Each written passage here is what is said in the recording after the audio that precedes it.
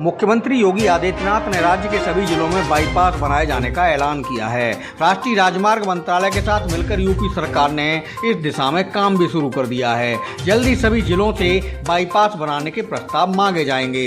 एक दिन पूर्व ही केंद्रीय मंत्री नितिन गडकरी के साथ मुख्यमंत्री योगी आदित्यनाथ ने देवरिया में नई परियोजनाओं का शिलान्यास करते हुए यह बात कही। उन्होंने कहा कि भाजपा सरकार ने प्रदेश ही नहीं बल्कि पूरे देश में सड़कों का जाल बिछाया है। नए एक्सप्रेस वे बनाकर पूरे प्रदेश में कनेक्टिविटी मजबूत बनाने की दिशा में लगातार प्रयास किए जा रहे हैं।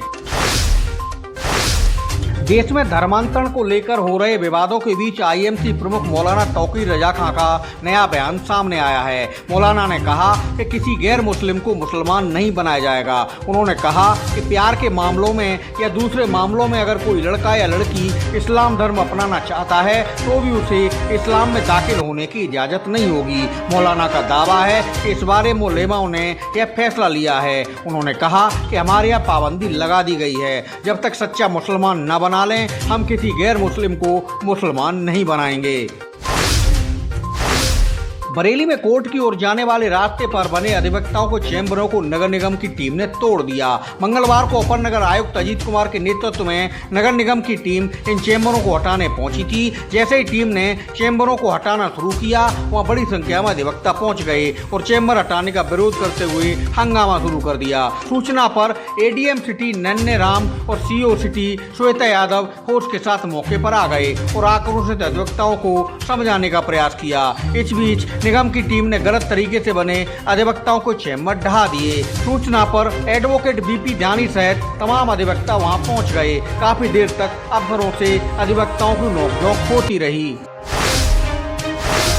बरेली के मेन बाजार में बन रहे कुतुबखाना फ्लाईओवर का काम तेज गति से फिर शुरू हो गया है। मंगलवार को सेतु निगम ने फ्लाईओवर की जद में आए दुकानों व मकानों के छज्जों को हटवा दिया। सेतु निगम ने पहले ही इन दुकानों के हिस्सों को चिन्हित कर लिया था। मंगलवार को सेतु निगम ने पुल निर्माण में बाधा बन रहे इन सभी मकान व दुकानों के हिस्सों को ढहा दिया। पुल निर्माण अब कुतुबखाना चौक तक पहुँच गया है। निर्माण के चलते कुतुबखाना चौराहे से जाने वाले सभी रास्तों को पहले ही बंद किया जा चुका है। कुतुबखाना फ्लाईओवर दिसंबर तक बनकर तैयार हो जाने का अफसरों ने दावा किया है।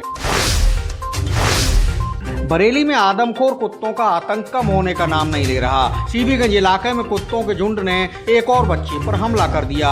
बंडिया गांव में बच्चे गांव के बाहर खेल रहे थे, तभी आदमखोर कुत्तों के झुंड ने 11 साल के शहनवाज को निवाला बना लिया। कुत्तों ने उसके शरीर पर कई जगह काट लिया। चीख पुकार सुनकर आसपास के गाँव वाले दौड़े तो कुत्ते भाग लिए। घटना में बालक गंभीर रूप से घायल हो गया। शहनवाज का परिवार बंडिया में किराए पर रहता है। इससे पहले भी सीबीगंज क्षेत्र में आदमखोर कुत्तों के हमले में कई बच्चे घायल हो चुके हैं और कुछ की जान भी जा चुकी है।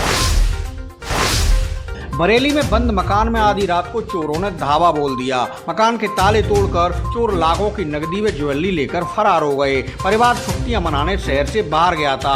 सुबह पड़ोसियों ने मकान स्वामी को सूचना दी तो परिवार वापस लौटा। सुभाषनगर थाना क्षेत्र के अनुपम नगर कॉलोनी निवासी सिंचाई विभाग की कर्मचारी माया देवी अपने बेटे के साथ समर वेकेशन मनाने बाहर गई थी। रात में उनके मकान में वारदात हो गई। आसपास के सीसीटीवी कैमरों के जरिए पुलिस चोरों की तलाश में जुटी है।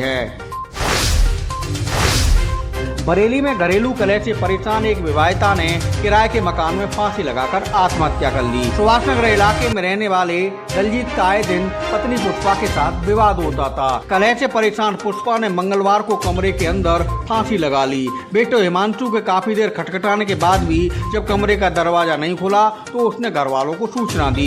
विवाहिता के मायके वालों ने उसकी हत्या का आरोप लगाते हुए ससुरालियों पर कार्रवाई की मांग की है। आरोप है कि शराब के नशे में पुष्पा का पति दिलजीत उसके साथ अक्सर हिंसा किया करता था। रोहिलखंड में भी अचानक हार्ट अटैक से मौत के मामले बढ़ते नजर आ रहे हैं। बदायूं के सरकारी वकील की बरेली में रेलवे जंक्शन पर अचानक हार्ट अटैक से मौत हो गई। अधिवक्ता चंद्र प्रताप सिंह जरूरी काम से बरेली आए थे और यहां से वापस बदायूं जाने को बरेली जंक्शन पर ट्रेन का इंतजार कर रहे थे। वह ओवर ब्रिज के नीचे खड़े थे। अचानक वह नीचे गिर पड़े और कुछ ही देर में उनकी मौत हो गई। उनके मोबाइल से यात्रियों ने पत्नी और बेटे को सूचना दी तो रोते बिलखते परिजन बरेली आ गए। बरेली समेत समूचे पश्चिमी उत्तर प्रदेश में गर्मी का कहर जारी है। मंगलवार को बरेली में पारा 42 डिग्री सेल्सियस के पार पहुंच गया। चिलचिलाती धूप और गर्म हवा के साथ लू के थपेड़े सड़कों पर लोगों को परेशान करते रहे। सिर्फ जरूरी काम से ही लोग घरों से बाहर निकल सके। दोपहर 2 बजे तक सड़कों पर सन्नाटा पसरा रहा। लोग मौसम से अब राहत की उम्मीद लगाए हैं, लेकिन पश्चिमी विक्षोभ के सक्रिय होने के चलते फिलहाल बारिश के आसार नजर नहीं आ रहे। मौसम वैज्ञानिकों ने उच्च वायुदाब का क्षेत्र बनने के कारण बारिश के लिए अभी अनुकूल माहौल नहीं बनने की बात कही है।